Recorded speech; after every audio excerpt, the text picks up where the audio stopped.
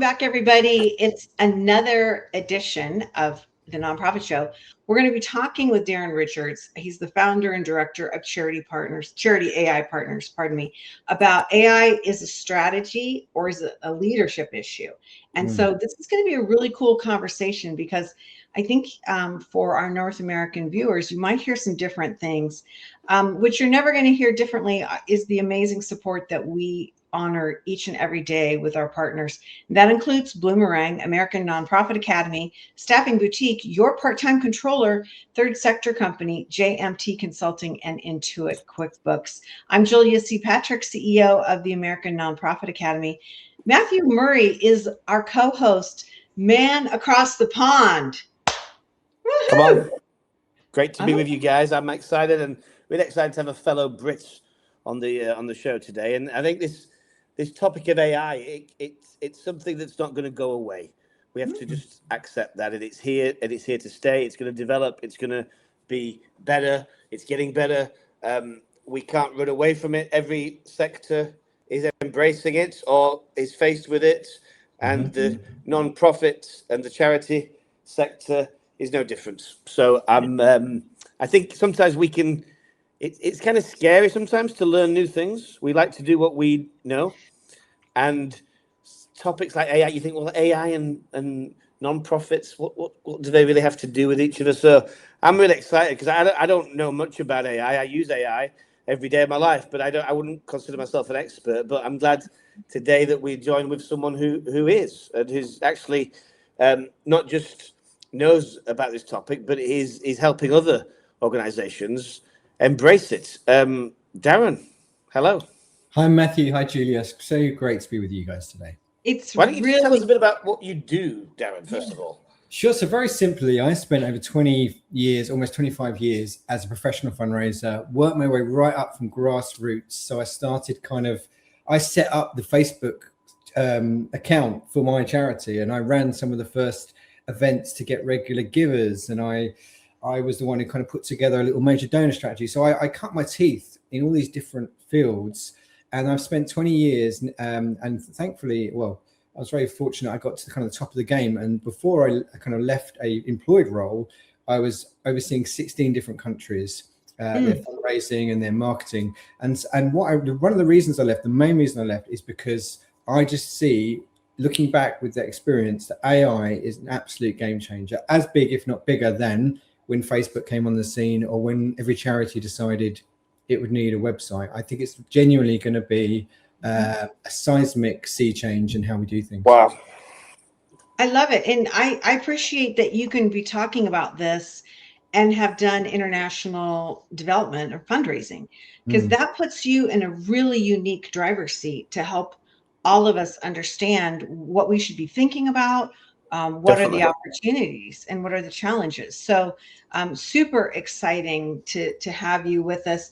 Let's get into the very first thing. And you brought up a word which I love, and we have not heard this word maybe at all.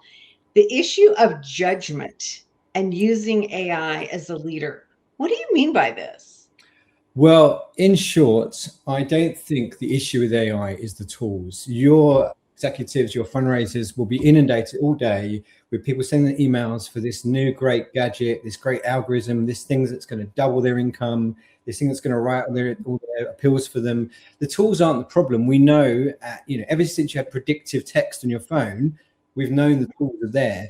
Well, the issue is where you do and don't use it. Where are the red lines? I was talking to 100 charity leaders the other day, and I put a little poll in the chat, very similar to this sort of a forum. And I said, okay, who's using AI?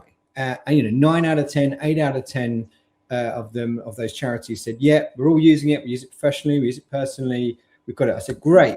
Now, who's got a strategy for how you use AI? And they're like, no, we haven't actually got it. So what you've got is the stuff's being used without any kind of thought or consideration for the dangers, how it could affect supporters or data, how it could change the way you're perceived online.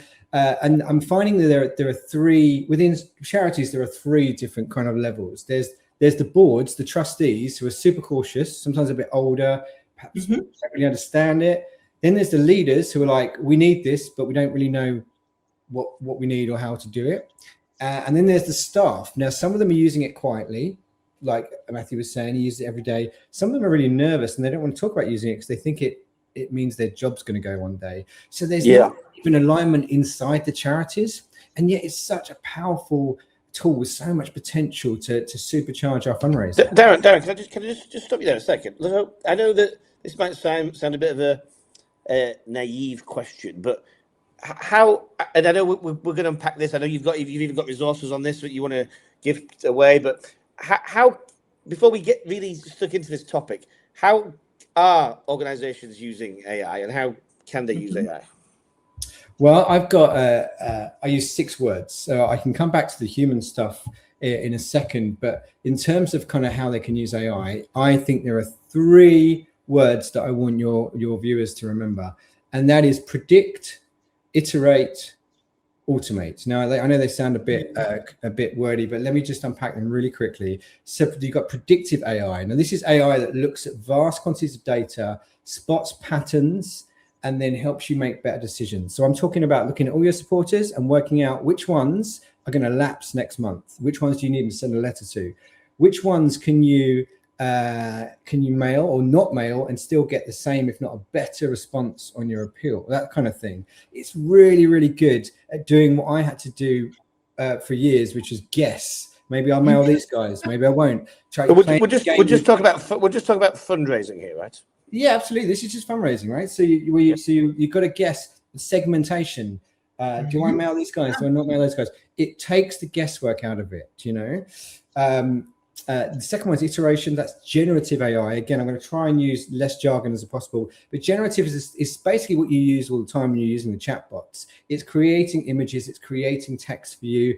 And what it allows you to do is take let's say one case for support, one appeal, and tailor it, personalize it to different types of funder, a trust, an individual, a corporate. But not only that, you can send a slightly different email to 10,000 donors and make it personal to them, which is the absolute gold of fundraising, isn't it? And the last bit is the automation. You know, so we all have heard the word agent. I'm sure you've heard the word agent. An agent is simply a digital employee. It's AI with a job description. Okay. And those agents can be doing a whole load of stuff for you. They can be researching high net worth prospects. They could be doing some analysis for you. They could be doing some writing for you. Matthew, I'm hearing you typing on your computer. Yeah, I'm not. My hands are free. I'm just looking at, because I'm trying to actually look at these. No, because he's got this thing on his website, and he's saying like the different things you can do, and I'm like, I'm intrigued because I've got here. You're talking about like budgets, and you're talking about policies, and it just blows my head a bit that you can like do all this stuff on AI. I don't know. Oh my goodness! Yeah, it's anything, pretty much anything a human can do, AI can do. But that doesn't mean it should. Now, who remembers Jurassic Park, where they have that bit like we spent so much time thinking about whether we could.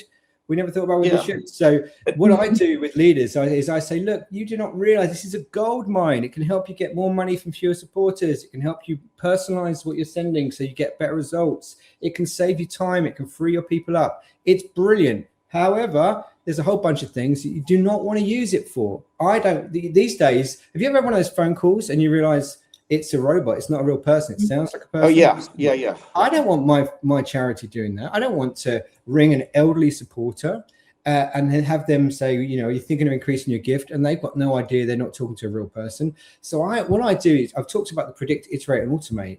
What I also do is I help charities think through what the human responsibilities are. So there are AI capabilities, and then there are things that the humans should be sacrosanct, should be ring-fenced, protected, in order that we maintain this trust. Right. Do you think there's a danger? Because I scroll through social media now, LinkedIn, and I just see something. I just think, well, that's just AI. Is it not a concern that we lose authenticity when communicating with people if all we're doing is typing something into it might be slicker in some ways, it might be better words in some ways, but do we risk losing our human authenticity? Well, you're absolutely right. You're absolutely right there. I think the key is, again, what we allow it to do. So I surveyed then again these 100 leaders, and I said, what human trait, what human role do you want to keep human? And they said connection, relationship. Now we've moved. This for me is an industrial revolution. This isn't an add-on or a maybe. This is a whole change in how we do things. It's a bit like the internet was invented.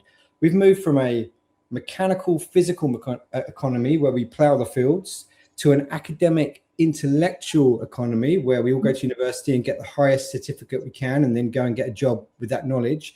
Now we're into a feeling economy. And what sector is better set up for a feeling economy than the non-profit sector? We're all about feelings, we're about caring. So again, it's really important. A machine will never build trust like a human can. It will never love. It will never care. It will never say thank you with sincere. You can't synthesize sincerity as sincere thank you. You know, a machine can never say thank you and really mean it. So the role of a fundraiser has never been more important.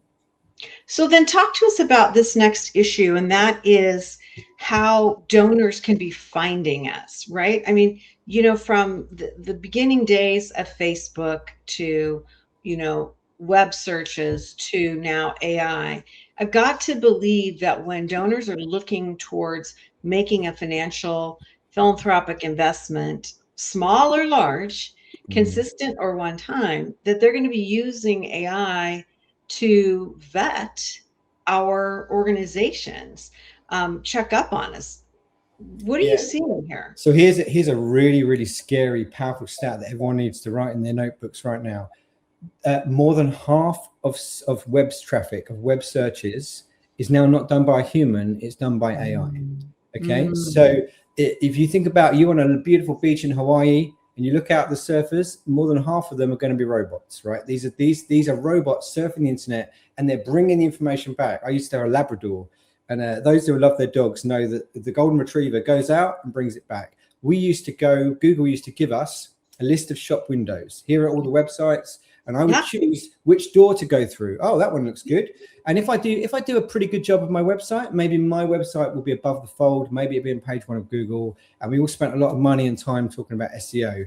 The whole game has changed. 7 out of 10 web searches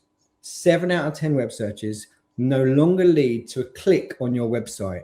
The AI goes and gets the information best it can, brings it back to the person and shows them in a little summary box. You've seen it yourself. Right. AI summary, and it says, here's what I think you need to know. Now, if you've not set your website up and told the AI what to look for, or set your website up in a certain way to do with answers, so we talk about AEO now, answer engine optimization, then that information might be wrong. And how many charities do we know that are information based? The whole point is you're meant to get good information from that website. So yeah, it's that's why I talk about being a game changer. The shop window has been shattered. The shop window used to be your website. It's now frosted over and shattered because people aren't even making it to your website. Can you say that again? You said instead of SEO, AEO. So SEO, we all know SEO, you know, every CEO is wise to that. GEO and AEO. Now, GEO is generative engine optimization, which is the chatbots, the frontier models, the chat GPTs and the Claudes and the Geminis, the big ones that we've all heard of. AEO is answer engine optimization. So what we need to be doing is we need to make sure that we are phrasing things on our website as questions that donors ask with clear answers. There's also some back-end coding you can do to make sure the AI knows what you want it to prioritize. But effectively, what you're doing, it's a bit like standing at your own front door, waiting for the AI to come and then saying, look, I know you're not going to come in the house and look at everything. These are the bits that you might want to take back on my behalf. So web copy is hugely important. Yeah, absolutely. Because if you haven't structured your website, so one of the things I did with my website, and you'll find it on my homepage, is I've got question, answer. Now, I don't need to do that. I've done that for a very specific reason, because these web crawlers, these AI bots are going to look for questions, because what do you do in an AI? So I'll give you a thing. So let's say I've got a passion for I want to sponsor a child in Africa. So I'm not going to go to Google anymore. In the old days, I'd go in and go sponsor child Africa, and Google would come up, and maybe I'd have World Vision at the top. Maybe I'd have, I don't know, Red Cross. You know, all the big boys would come up there, big girls would come up there. That doesn't happen anymore. What happens now is you go into the chatbot, you say, I really want to sponsor a child. Which is the most trustworthy, best charity for that? Who can I trust? Who's local? Who spends less money on their overheads? And the AI isn't just finding it, it's making judgments. Well, this one spent that much on that, and this one does this, and I'll go and it's comparing stuff, and then it comes back and summarizes it. And you don't get a say in what they read. The AI is deciding what that person is reading. So if you could set your website up to be the easiest one to answer the questions, and you're making sure you're answering the questions that are being asked, I'll give you some homework. Just a last little point on this. I think every one of you guys who work in a charity should go home tonight, open 2 or 3 of the big AIs and type, tell me about X charity. Right. And you'll be amazed what it says about your charity, because it might not be your branding. It might be a whole bunch of things. One of the biggest places it looks, guess what? It's Reddit. It goes to Reddit to find its information and LinkedIn to find its information. So where the AI gets its information has changed as well from Google. Yeah, I love that. We had a guest on the Nonprofit Show a couple of weeks ago that suggested we do that. And I know my team did that just with our company, was specifically typed in, tell me about the Nonprofit Show. And it came back with things that it was very comprehensive, very quick. It was very authoritative, like the level that it made you think it, was working. So the trust aspect, I think you're right. You automatically are like, as a donor, you'd be like, oh, okay. So if it's something bad or not accurate, you're not going to know. There's a whole science. There's a whole science to where the AI gets its information and how you make it easier. And do you feel that donors are asking AI that question? Oh yeah, absolutely. We're definitely seeing a huge shift from Googling, as we call it, to people go straight to chatbots now. People go to chatbots for what they're going to eat for dinner. People go to chatbots for the way to spend a day in New York City, or no way. Yeah. It is building entire plans for their life. Of course they go. They're assuming it is a mini god with a small g, and it will tell them the truth about everything. Now we know that AI can hallucinate. It can make things up. So you've got to be really. You've got to make sure that it's getting good quality, high quality information, phrased in a way that you would want that prospective donor to read it. Mm-hmm. So let's talk about this then, and going back to that issue of trust, because Matthew, it's really interesting thinking about technology communicating on the behalf of our organizations that are going to the donors before we get to communicate with them. How do we look at this in terms of trust? And that's kind of frightening, right? Yeah, it is, because again, a lot, and I have to say, generally in the sector, take my AI hat off for a moment, we're already seeing the organizations that can show transparency in what they do are getting more donors. So I love Charity Water. They happen to be, I don't support them, but they're a charity I really rate. They will geotag their well. You can go and see where they're digging for water. You can go and visit it. This idea that there's no barrier between your money, your dollar, and where it ends up. And charities struggle to do that. Big charities struggle to show the journey of the dollar through to the program. So this is another layer of trust where people go onto the AI and say, which charity can I trust to ... And remember, when people are shopping for charities, they're shopping for an outcome they want to see happen in the world. They're not shopping for your charity, your brand. They couldn't give a monkeys if you are Children's for Africa or Africa for Children or whatever. They don't care about your brand. They think, I want to see fewer people dying of starvation. I want to see fewer homeless people, fewer addicted people. And they just want to find the most efficient, most trustworthy, most credible answer, and intelligent answer to that social problem, to that social thing. So really what the AI is doing is helping them make a judgment again. It's helping them make a decision. It's not just giving them information. It's actually actively guiding the causes that they support. And just to finish this point on the trust, how do we maintain trust? Again, I have to say, it comes back to AI will only ever scale, accelerate, increase what humans have decided. So if you're not sure on what you want your donors to know, or your data is messy, or your website has contradictory things on it, all AI would do is massively expand that. So that's why the guardrails are really important. And again, another jargon word, but guardrails are simply what have we decided about what the AI can do for us within an organization? So, who's making decisions on things like the data it's accessing, things like have we got a policy, who's approving what we use data for? If you have the right guardrails in place internally, that creates like a keystone in a bridge. That creates the tension between what the humans do and what the AI does. So whenever I talk to a charity, I say, look, it's really boring, it's really dull, but you've got to put governance before gadgets. You've got to decide how you want this to work, and then governance we'll before gadgets. Using the magic, we'll decide how we want to use it, and then you can use the magic tools that do the magic things. And do you think AI is costing jobs in the sector? This is an interesting one. So the analogy I use for this, I hope you like it, is if I ask you, do you use a computer every day? You immediately picture your laptop, right? If I'd asked you in 1825 or even 1910, do you use a computer every day? You'd say, yeah, she works just down the corridor. A computer was a job title for 300 years. Mm-hmm. And so, yes, the job of computer is now done by a machine, and there will be some jobs that will be done by a machine moving forwards. However, there's a thing called the Jevons paradox. And that basically means when something gets cheaper and more abundant, we actually do more of it, not less. So, for example, now that we've gone from snail mail, postal mail to email, do we send more or fewer email communications? We send a lot more, which means there's a lot more work that can be done. I've not met a single charity that has too many fundraisers. Fundraisers, there's always a need for fundraisers, right? So what AI can do is can free those fundraisers up to do more fundraising, human-led, heart-led work.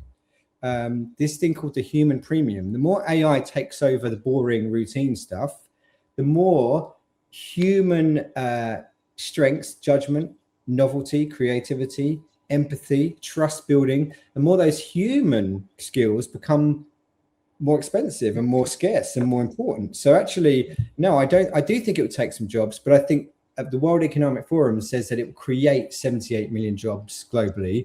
So some will go and some will be created.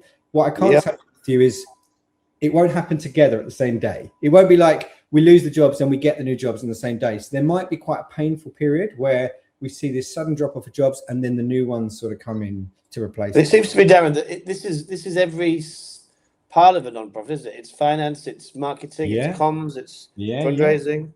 I see a lot of nervous writers out there. Yeah, well, I'm one of them. So well, it's amazing, really, how and I think you have this. I think what you touched on earlier was quite amazing when you said people are a bit scared to admit that they've used it. Oh yeah.